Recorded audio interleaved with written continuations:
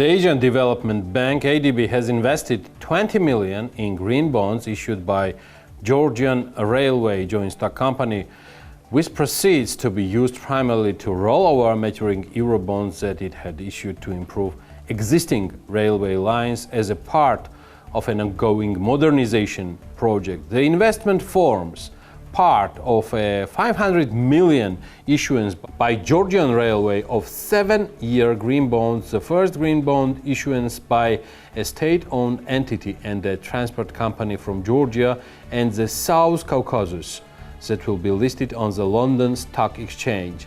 Later on, also EBRD, European Bank of Reconstruction and Development, confirmed another 50 million investment in green bonds issued by Georgian Railway. Air Manas, a low-cost airline of Kyrgyzstan, will start operating in the direction of Bishkek-Batumi-Bishkek from July 18. According to the application submitted to the Civil Aviation Agency of Georgia, the airline plans to carry out multiple charter flights by November the 1st of the current year, once a week on Sundays. In May, Georgia consumed 18.3% more electricity than the previous year, indicating the resumption of economic activity in the country. The total electricity consumption in the first 5 months of 2021 was up to 6 billion kilowatt hours, which is about 7.4% more than in 2020. According to ESCO, the volume of locally generated electricity increased by 24% during May. Among them, Anguri hydropower plant had a 98% increase in output, which resumed operation in April after a 3-month rehabilitation. The grant agreement between the United States and Georgia for development goals provides a 67 million USD grant from USAID to Georgia. The grant volume may increase to 330.5 million USD, as Georgi Kakauridze, Deputy Minister of Finance, said during his presentation before the Parliamentary Committee on Foreign Affairs. So this is the Checkpoints, hosted and co-authored by Elena Kvangilashvili and myself. I'm Georgi Sakadze. I'm in Tbilisi, Georgia.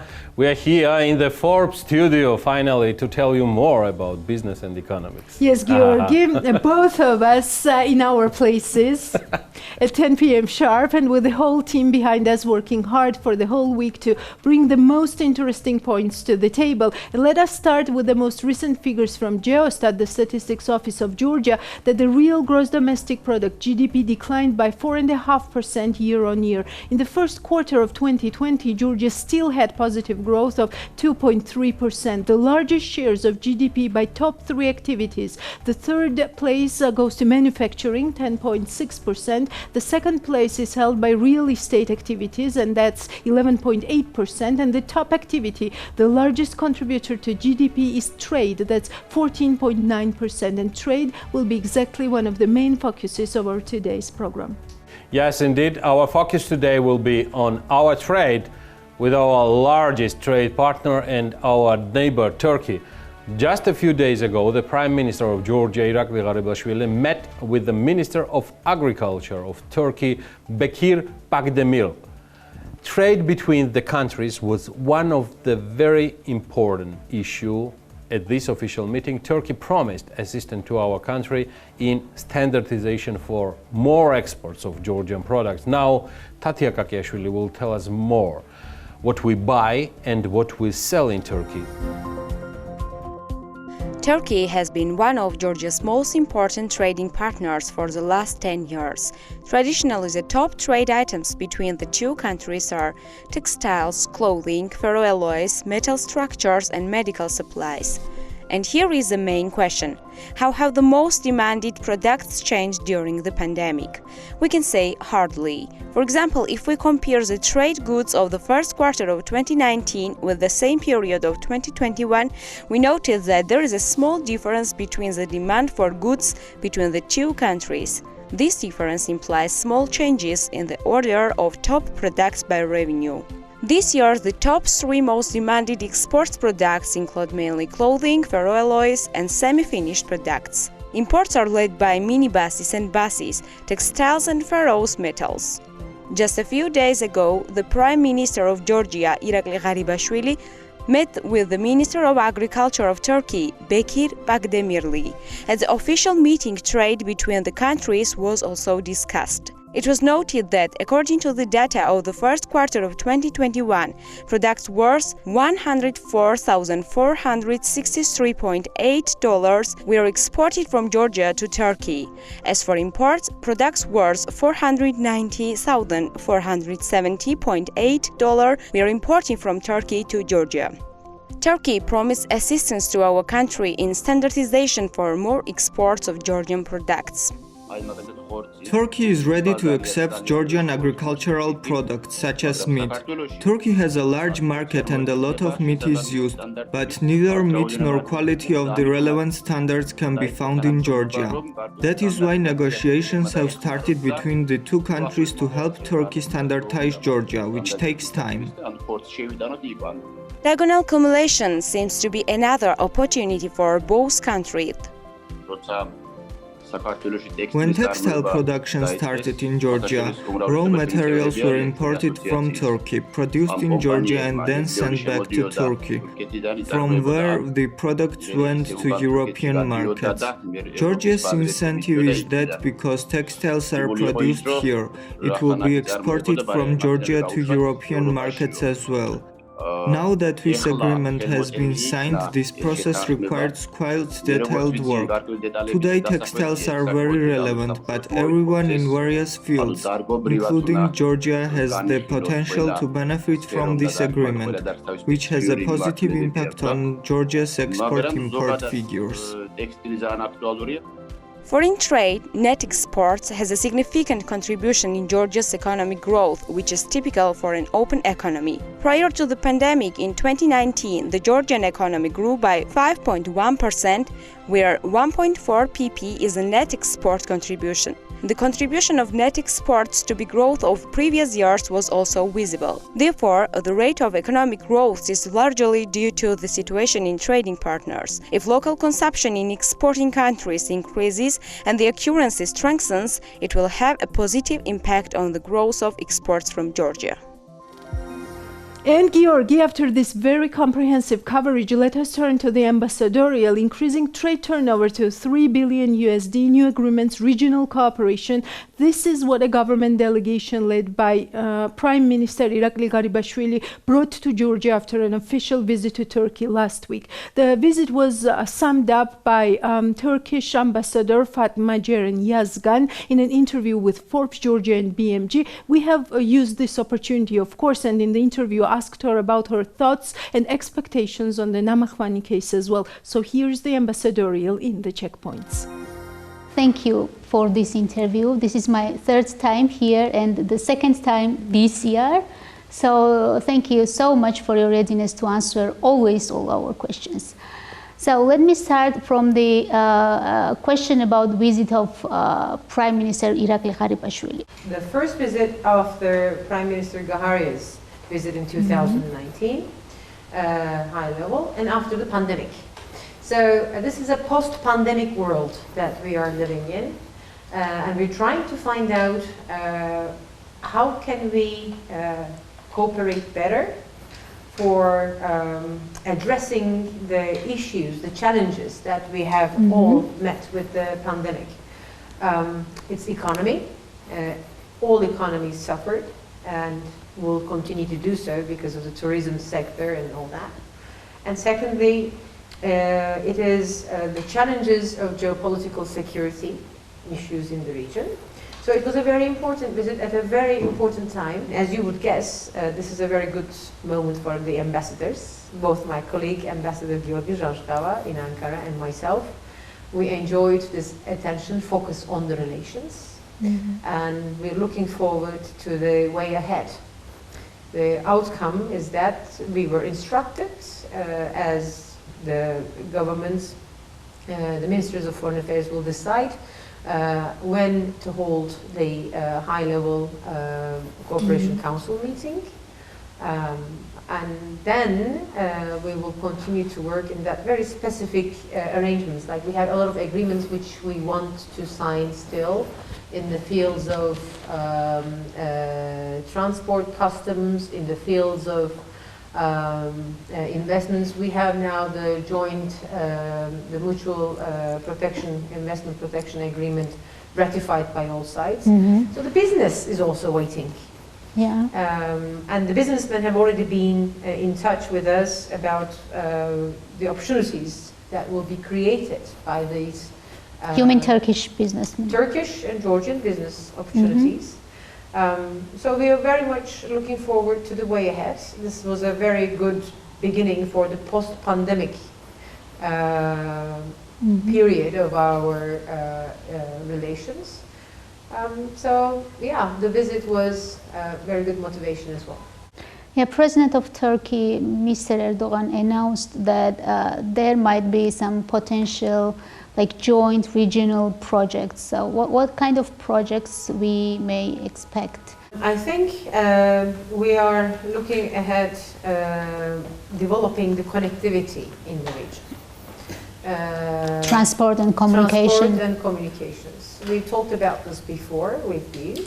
And also we're looking for maybe the agricultural connectivity as well. So the Ministry of Agriculture followed up and they both ministers signed a memorandum of understanding on animal health control issues, which has a direct repercussion on the agricultural animal products trade. So we will have to follow up that. We always say that Georgia and Turkey have complementary economic systems. And in terms of developing all sectors, high technical agriculture, added value chain, investments, exports to third markets, these need attention and these need promotion. Promotion of the Georgian exports. Both leaders have agreed on and confirmed the target of $3 billion for our trade volume. And I always say we cannot reach that target only by increasing Turkish exports. We need to increase Georgian exports. So to increase Georgian exports, we need to focus on the clusters which are developing. And in the meanwhile, independent from this visit, but related to, there's a Turkish investor who is with a partnership with a Georgian business person. They're investing in furniture industry, which was a priority sector that was determined by the Georgian government before. We're talking about certain pharmaceutical corporations. We're talking about medical development on both sides. We receive a lot of Georgian patients for treatment, but there's also interest on the Turkish side to see what we can do to develop together on the diagnostics here, for instance. And so there are ample opportunities. It is exciting to have this 30-year-long relationship, and there is still room to cooperate more. And the businesses are looking forward to it because this trip is also important. This sort of high-level visits are important to reassure all investors, Turkish, Georgian, traders, that in the usual flow of business, there could be problems, but these problems are able to be solved, resolved in the way it should be, in the rule of law, and the standard, international standard conflict resolution, business conflict resolution. So this is the signal that they were waiting. And transport, definitely transport. Okay. So was the issue of Namakhwani hydropower plant a topic of discussions during this official visit in Turkey? Not per se in terms of, but it is part of the Turkish investments here. And of course, there were the stress that we look forward to the protection of Turkish investments in Georgia, as the Georgian side would like to have the Georgian investments in Turkey to be protected. But it was not the topic, I would say. It was one topic, one issue among the others. There are other projects, other cooperation schemes. And on such big high-level projects, the visits, a single project cannot be the focus of discussion. Okay, and we have an official information about the visit of director of company Enka in Georgia. Economy minister confirmed this information with us, but we don't know any details of his or her visit. Even we don't know the person itself, who is she or he, and what kind of meetings this person held, and what kind of results do we have? Well, I think it was Prime Minister also who had, Prime Minister Garibashvili, before his visit to Turkey, he had informed the public about that the chairman of the board of Enka, Mr. Tara, and his team, of course. It's not a private person's company. It's a stock exchange company. They have a board, and they came to visit. But if you ask me what they taught, I don't know, because it's not my job to follow what they know. They are partners. The Georgian government, Georgia, and this company, the investor, have a contract which defines their rules. This is an investor, and they have their responsibilities and they have their rights. So I believe they have spoken about the situation, how to cooperate better so that this investment realizes. How do you think will this Namakhwani issue will affect on the sentiments of Turkish investors, and how maybe it is already affecting? Well, I can't say that it is affecting because we will not let it affect. In general, this is not about Turkish investments. In general, this is about the framework of energy investments in Georgia, which is related to energy security of Georgia. So as much as certain circles wanted to portray this and use this, manipulate this project to sabotage Turkish-Georgian relations and perceptions, I don't think they managed to do that. And they should not be allowed to do that. So indeed, as all these issues were continuing, there were other Turkish investors who came and spoke with the government, with their partners. The life goes on. However, it is important that how this conflicts about an investment is resolved. For instance, I was very clear on this. This project is for Georgia.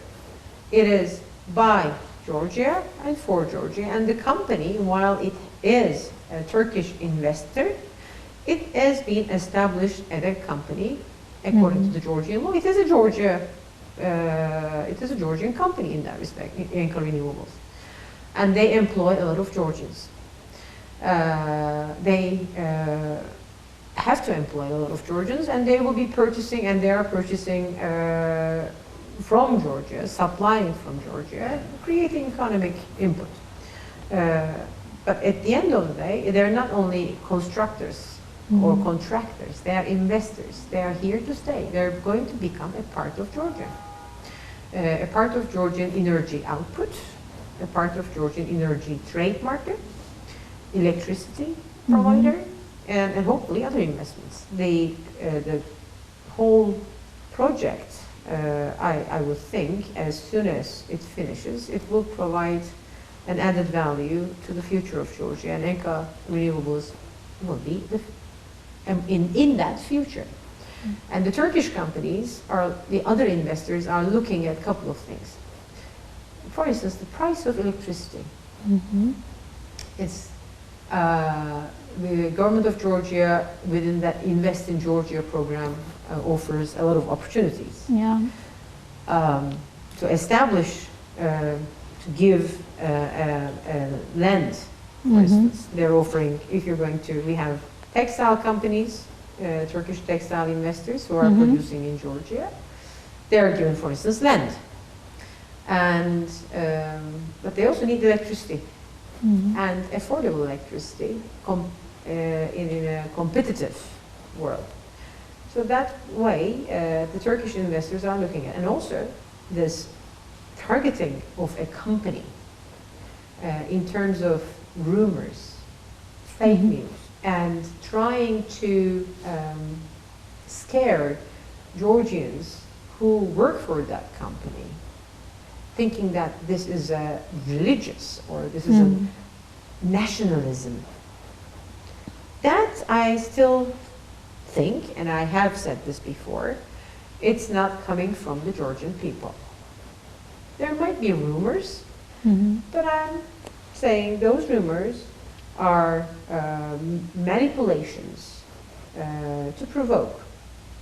The target directly looks like the company, but actually the target is the energy security and sector. But the government began to talk with the people who are concerned about either environment or about the revenue model or about the land. The government has been talking to the people who are concerned, the government has been talking to the company, and I'm sure it will be resolved. And I always remind people that 2008, when the war happened in Georgia, no Turkish investor left. None. Because as much as the Turkish businesses are resilient, they also believe in the resilience of Georgia. So I don't think Turkish investors will be scared. At this moment also, yeah. No, I don't think so. Madam Ambassador, always pleasure hosting you. Not only trade, tourism is also a relevant issue when we speak of Turkey, and not only Turkey. And now, especially with the opening of the land borders, as for the air, we can say that 53% of all directions are already restored. So there are definitely positive tendencies. There are challenges are there too. So what is that we offer tourists that come to Georgia? Maria Madamia will tell us more.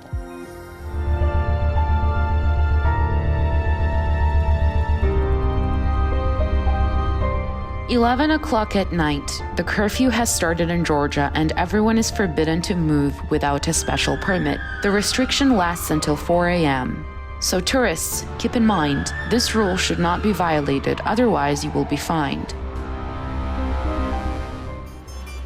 Welcome to Georgia, where if you entered by air, you must provide a certificate confirming that you are fully vaccinated. In case of urgency, citizens of 53 countries will only be allowed into the country after the submission of the negative PCR test results taken in the last 72 hours, only on the condition that tourists take the test again in 3 days at their own expense.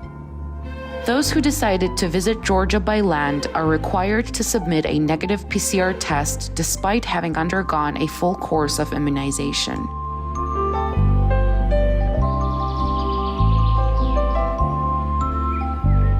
Why additional tests or restrictions, you may ask? It is difficult, in fact impossible, to get a relevant explanation from the authorities. Open cooperation, communication and partnership are not on the list of their strengths, but what works for us the best is our Georgian hospitality and ambition to get rid of all the discomfort and negative emotions. We're working with the Ministry of Health to open a vaccination cabinet not only in Tbilisi but also in Batumi. There is great interest from people employed in the tourism sector to get vaccinated. We didn't predict such high interest. More than 3,000 people are now registered. Since those employed in tourism sector do not have time to come to Tbilisi, the state will help them get vaccinated where they are.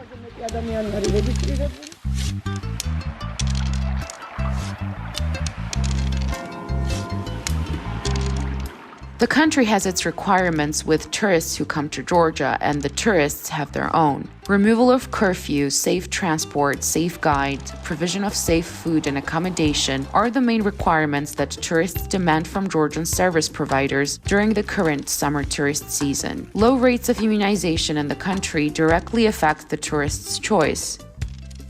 Despite numerous promises, the vaccination process promised to the tourism industry has not yet begun. Due to the shortage of vaccines, the representatives of the field are often unable to vaccinate on their own.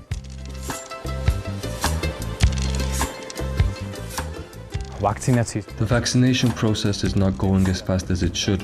This pace is not enough for the tourism sector to start functioning properly. Tourists often ask, are the tourism service providers vaccinated?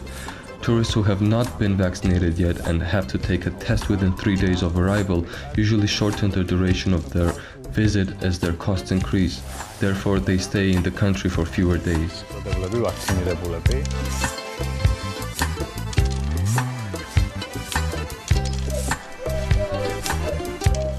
We also have good news. The Coordination Council, which is the main decision-making body on the COVID regulations, announced simplification of entry rules for tourists. So if you're planning to spend your vacation in Georgia, do not delay. Preparations to host the tourists are still ongoing in Georgia. Meanwhile, 58% of the airlines that flew to Georgia before COVID-19 have already returned to the Georgian airspace.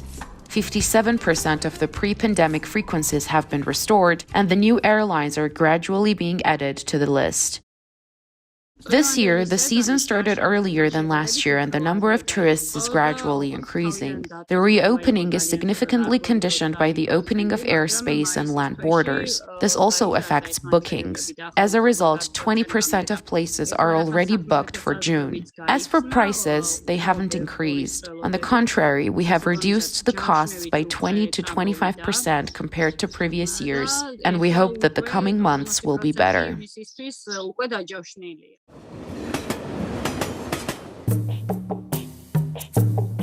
Rail passenger traffic between Armenia and Georgia has also been restored. On June 15, the first train will run in the direction of Yerevan-Batumi. The good news is that the movement along the land border with the Republic of Turkey is going smoothly. The number of tourists traveling from Ukraine, both by air and by sea, have also increased.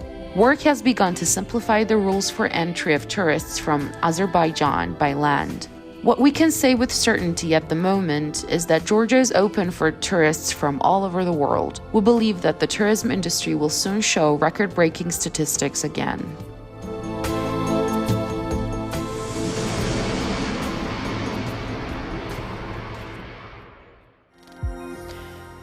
Georgi, let me for a second go back to that question you asked just a minute ago. What do we offer tourists that come to Georgia? And one precise answer there definitely is cuisine.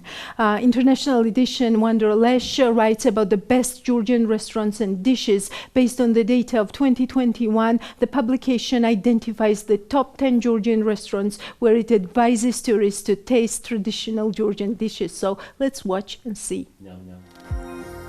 If you want to taste the real Georgian dishes and choose the best restaurant of Tbilisi, you come to the right place.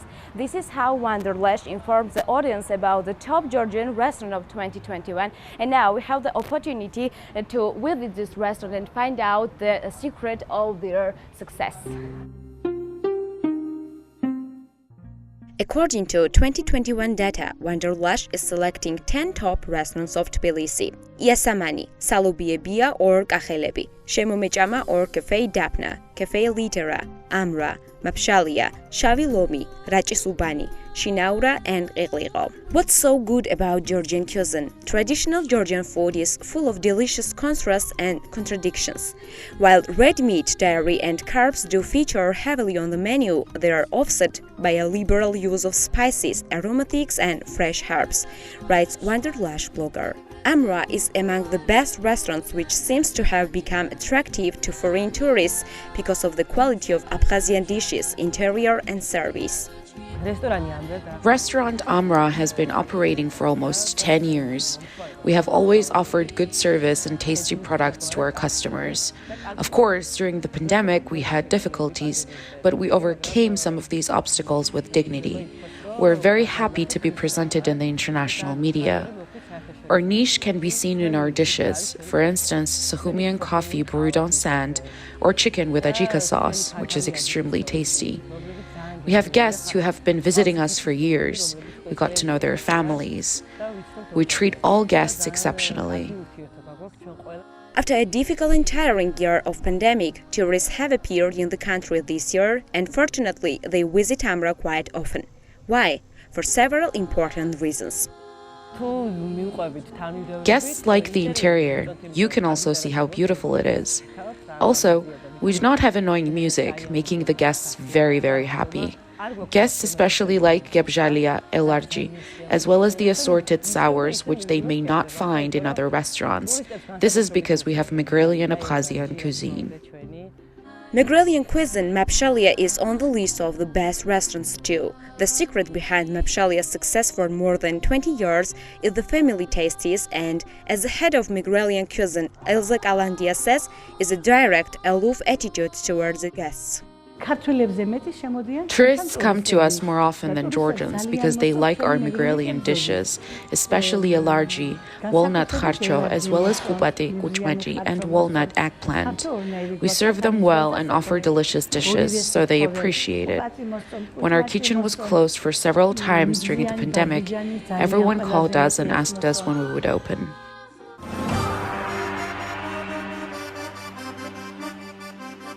Clearly, Khingali does not remain beyond the attention of tourists. Wanderlust advises tourists to taste the best prepared Georgian Khingali in the restaurant Shemomechama. The 6th year of our existence has begun, and our cuisine has been found in numerous foreign language books. Tourists probably like everything together, interior. The fact that we have an open kitchen and the process of preparing Khingali is not covered and everything happens in front of the guests. We make dishes that we enjoy ourselves. It is quality, taste and constant control to ensure that the customer is always satisfied and happy. So, obviously, another appearance of Georgian cuisine in the international media is gratifying. In addition to that, Georgia still remains an attractive destination for tourists. One way to Georgia is through traditional dishes indeed. And with great Georgian dishes definitely come great Georgian wines. So here is a short flashback of my visit to Monaco and the Georgian wine tastings that took place with the efforts of a Georgian businessman, Gocha Chkhaidze, who managed to showcase many different wines and Georgian wine companies in Monaco, and which was attended by the most prominent European wine experts, as well as the president of Georgia and partner of Mr. Chkhaidze and Daskanelli, Loic Pasquet, the owner of Liber Pater. So here is the full story of our trip in Monaco. Საფერავი ხიხვი მწვანე ოცხანური საფერე ავასირხვა კაპისტონი ჩხავერი და კაბერნე ჩხავერი და კაბერნე. These are the last details of the preparation. Forbes tells the very important story of Georgian wine exclusively for its viewers from the heart of Monaco. The event, which will start in a few minutes, will be dedicated to Georgian wine and is attended by the President of Georgia, Salome Zurabishvili.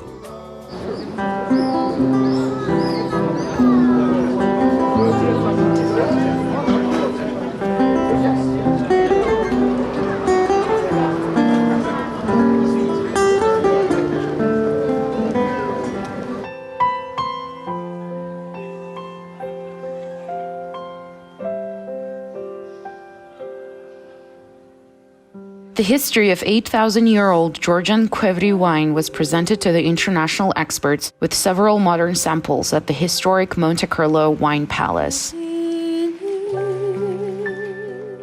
Wine experts gathered in the heart of Monaco to get the taste of Georgia. Gathering on the shores of the French Riviera in the open air while Georgian folklore music plays in the background. The event was organized by the company Askaneli and Gocha Chhaidze. With the help of these people, the guests at the Monte Carlo Wine Palace got to know wines of Jaqeli, Chotiashvili Cellar, Vazi Subanis Mamuli, and many others. To get there, the wines of all 7 companies were selected by blind tasting. This process wasn't easy. The organizers had to travel across whole Georgia to select the highest quality of wine.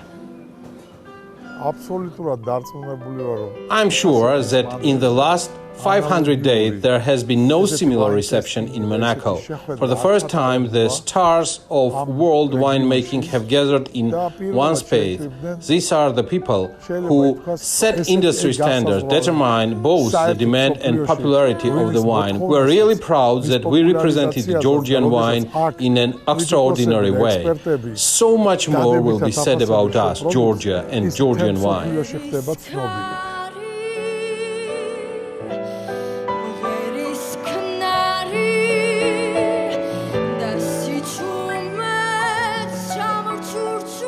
Twelve different types of wine from 7 Georgian companies were presented, which were then tasted by winemakers, experts in the field, wine journalists, and now we can proudly say that the monarch knows about Georgia, he knows about Georgian wine and its needs in terms of new markets and solutions.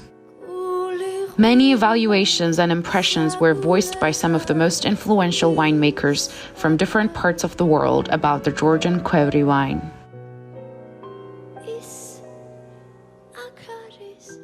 Actually, and how Georgian wine was in reality damaged during 70 years while Soviet Union existed.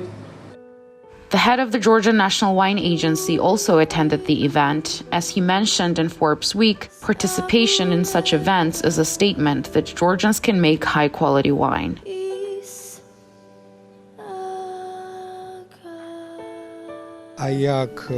Presenting Georgian wine to these people is an important statement that we can make quality and one of the best wines.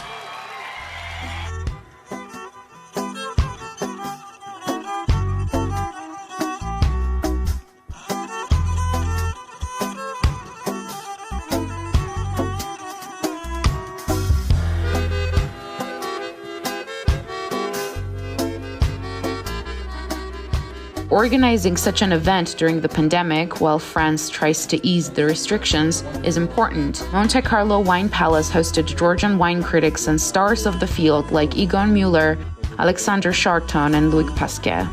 President of Georgia was also the host of the event, and she offered her help to the business community via the show The Checkpoints. One thing is to be known, one thing is to be recognized as being the oldest wine country, 8,000 years. That's recognized by everyone, including the French now, so it's a very big success. But then you have to promote the wine itself, and distribution is another challenge. სოფლის წუთების სულ ასე იყო ხან цаრიელი ხან სავსე იყო სამელნე ხან სავსე იყო სამელნე თან უცხო იყო თანაც ნაცნობიდან ახლო იყო თან შორდებოდა დღეს ღამე და შორდებოდა დღეს ღამე. Of your trip to Monaco, Georgi, professionally jealous again, so 1-1. And after mentioning once again this wealth that Monaco is definitely associated with, I think it's high time to tease in our new Forbes Georgia English edition, which is the ultimate guide to the businesses, to wealth, to the most prominent thought leaders that we're so proud of, and to making the success happen. So here's what you can read in the new Forbes Georgia English edition. February 12, 2008, a small group of Georgian startups traveled to Silicon Valley for a networking event, and the seed were planned for Georgia's first international startup exit. This spring, Pulsar AI was acquired by US company Spincar for an undisclosed price in the tens of millions. For Georgia, for English issue, interviewed Daci Choladze, Zal Gachachiladze, and Sopo Chkoidze, people who made the leap forward in the Georgian tech industry 5 years ago and made everyone believe in the unbelievable. In this issue, you will read the list of Georgian billionaires, including this year's newcomer Mikhail Lomtadze, with an estimated fortune of $3.8 billion. How do we stabilize Georgian lari? Beso Namchavadze tried to find an answer. Rainer Michael Price gives us his opinion on inflation risk. Traditionally authored by Shotat Qeshelashvili, Grant Thornton and Ebbett Group confirmed the original Forbes Georgia rankings for the insurance companies that won the most premiums in 2020. Forbes ranked the 50 biggest influencers in the world. At the top of the ranking is Portuguese football player Cristiano Ronaldo, who has a total of 517 million followers across all social media platforms. Singers Justin Bieber and Ariana Grande are in the top 3. Which countries have the highest military spending? The figures show that the US is not giving up the leading position and is followed by China, India, Russia, and the United Kingdom. In the English language edition, you will find Elena Kvanchilashvili's author column with the title Best Wishes, Mr. Hudak. What is needed to increase Georgia's energy independence? GNERC member Maya Melikidze, who is the author of several books on renewable energy, considers one of the solutions to be increasing the rate of green energy use. So that's not all. Traditionally, English language edition brings together prominent leaders in business and successful stories. So read Forbes and be successful. And by the end of the checkpoints, we have an exclusive interview for you with the general manager of VEON Group. Our reporter, Salome Metzvarishvili, who has main beat with communication and again, worth to mention once more, Salome Metzvarishvili. She talked to Kaan Terzioglu. Georgia for us is the lab for new ideas, for new technologies. This is the quote and the general manager's vision of our country that I liked from Salome's interview. We have to say here that during his visit to Georgia, Beeline has signed an agreement with Nokia that is worth $10 million US. This makes Georgia the first country among the VEON Group where this newest technology will be implemented. That's how investments come to Georgia when I'm in Monaco. And even further, this means that the access to 4G internet will improve in this country, and the basic for 5G internet will be paved. And I think we have to also mention here that unlike the Communications Commission of Georgia, VEON Group believes that the mobile market in Georgia is competitive enough and healthy. For more, here is our exclusive interview with Kaan Terzioglu, VEON Group Co-Chief Executive Officer. So first of all, thank you for taking our questions. I'm really happy to represent today Forbes Georgia and BMG, and it's a great honor for me to have an interview with the General Manager of VEON, which is one of the most special players in telecommunication services. So let's start. Let's begin. Mr. Terzioglu, what is the purpose of your visit in Georgia? As I know, you are signing the agreement with Nokia, so tell us more about this partnership. Sure. Georgia is a very special operation among our 9 countries around the world. We serve about 11% of world's population in 9 countries. But Georgia is special as always, because it is representing one of the most innovative operations that we have, embracing digital solutions and also 5G infrastructure. The reason I'm here today, actually we have committed to deploying infrastructure for Georgia, which will be ready for 5G, but it will be initially used for bringing 4G for every single person in the country. We are doubling actually our capacity to reach out to a potential almost 3 million subscribers. So it tells you about our ambitions in the country. It's great news. And when are you going to do this? We will start deploying it with our partner Nokia. And I hope that over the next 6 months, we will start seeing the impacts of it in terms of increased capacity and also capabilities. Yes, VEON today is the company which unites 212 million customers around 9 countries, including Georgia. It's really interesting. What is a part of our country in this big group? Well, it's not actually an issue about the size or the population or the number of subscribers. It's about the innovation and the things that we see in Georgia that we can actually deploy and pioneer new solutions. And that's why we believe Georgia for us is like a laboratory for new ideas and new technologies. Actually, Georgia is the first country that we will be deploying a complete Western infrastructure which is in compliance with also Georgian government's guidance about security and the future sustainability of the networks. It's great. Here in Georgia, we have 3 big mobile network operators, and one of them is VEON, Georgia and Beeline. And according to the official statistics, your market share by subscribers is 26%, and this number is growing from year to year. So how do you evaluate Beeline's operation in Georgia, and what is your aim?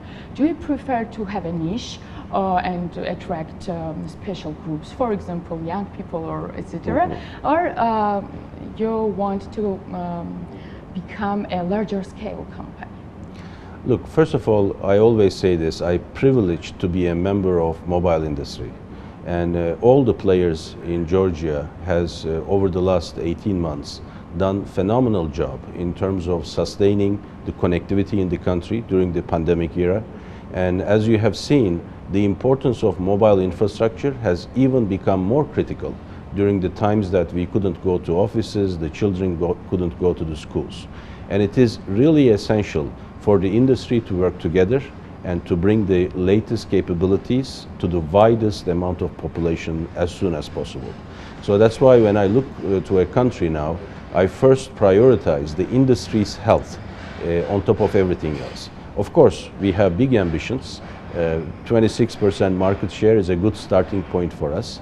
But it is not only about the number of subscribers, it's what we will do about the economy in Georgia. Of course. Because the smartphones today are not anymore a luxury. It's an essential item for people to get jobs, for children to get education, for healthcare services to be provided at lower costs, and new industries to flourish, like agriculture.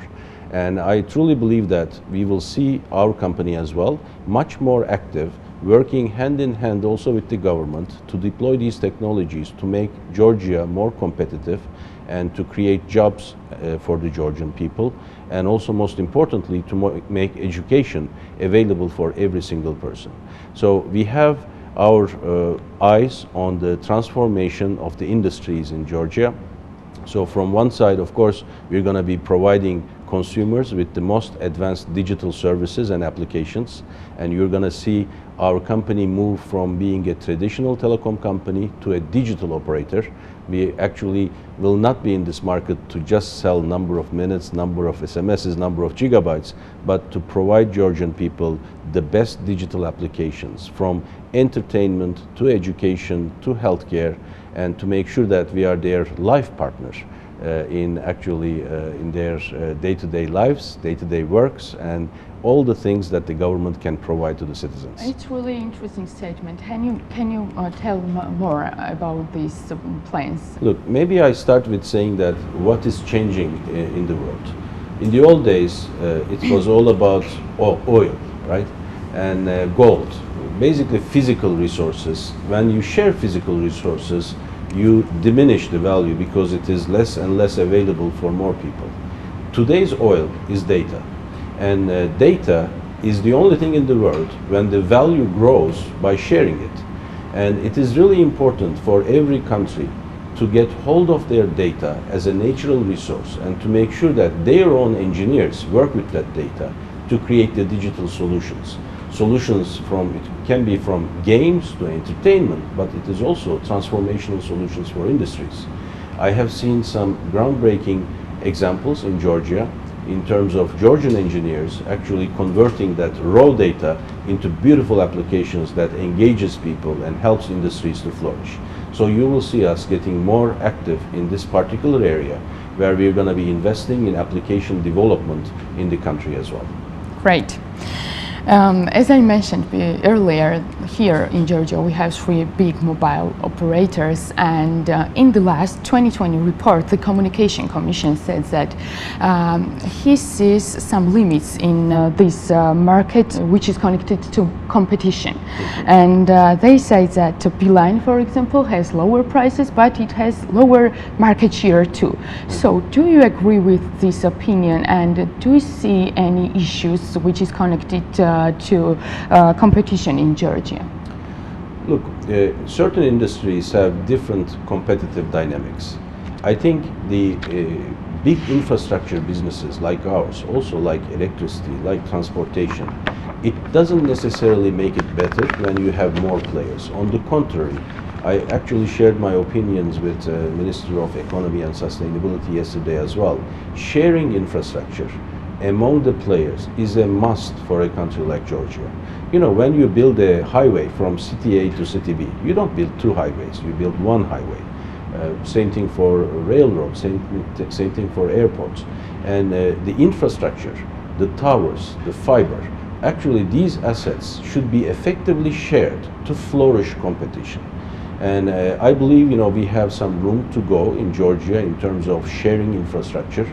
That will make all the players being able to invest faster in making sure that everybody gets access to internet and mobile internet specifically. If you compare Georgian internet in terms of cost aspects, actually Georgia is one of the leading countries in terms of low-cost mobile internet, and it shows that there is a healthy dynamics in the market. But we should not only think about raw data, we should really think about access to digital applications. And I think the real competitiveness and innovation will come from these companies investing in entrepreneurial capabilities of Georgia to develop more innovative applications in all the industries and all the areas that people actually today consume internet in. So we don't see any kind of issues in this regard? I think it's a very healthy market, and one could even argue that, you know, 3 operators in a country of 3 million people is too much, because that's why the sharing of infrastructure is critical. I would ideally see actually 1 infrastructure, and on top of that, you know, flourishing innovative companies to serve on the services side.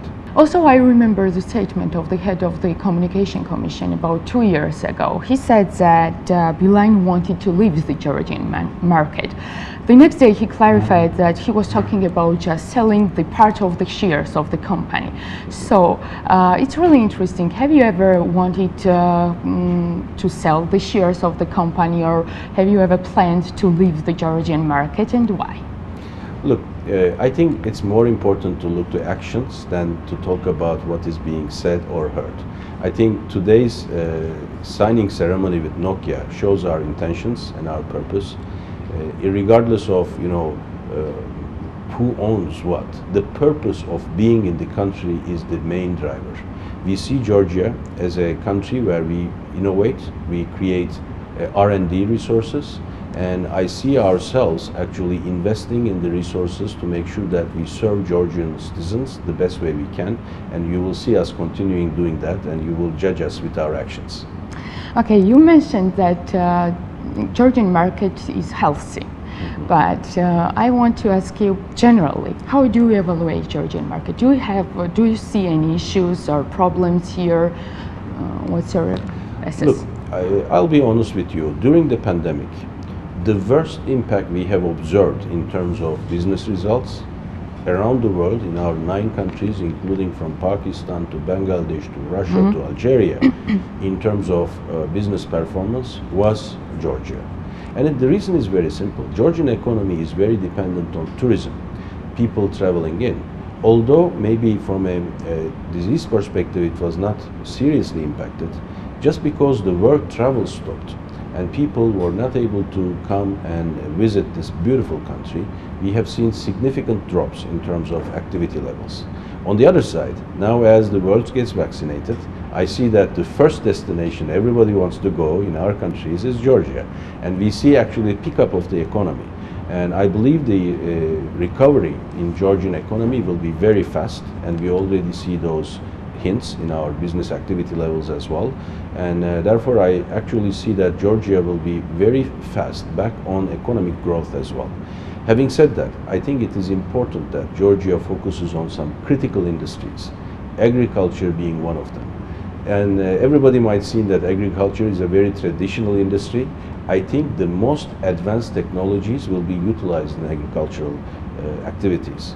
And that's an area I believe Georgia has a unique opportunity to invest. And of course, we will be very much excited to support the government's also investments in that area. I always consider Georgian economy in terms of like a jewel in a very complex area, a geopolitical area.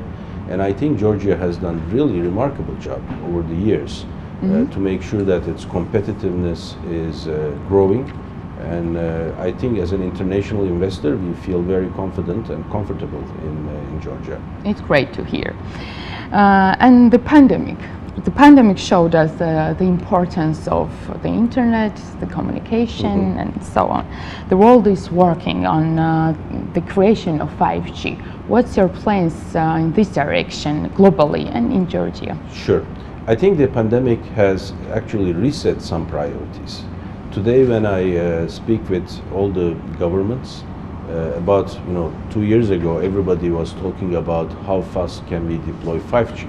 Yeah. Today, the priority is really how fast we can bring 4G, high quality 4G to everybody in the country, including rural areas. And I think we have a responsibility to deliver on that. Of course, 5G has certain technological advantages that we have to even realize in the 4G world as well. And that's exactly what we are doing in Georgia. We are deploying a core infrastructure which is ready for 5G, but our priority will be to make sure that it is available to everyone. So I say, rather than 5G for few, 4G for all will be our #1 priority.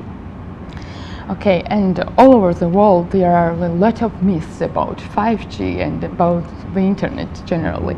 And I heard that some people believe that COVID-19 is spread by 5G. So let's talk about the benefits of 4G and 5G, of course. Look, mobile internet and 4G brought people together, connected people together. 5G is taking the connections beyond individuals to machinery, to Internet of Things. And we will be talking about not connecting millions of people, we will be talking about connecting billions of devices, including sensors, including robots, including drones. And all these technologies will bring a completely different level of productivity to the industries.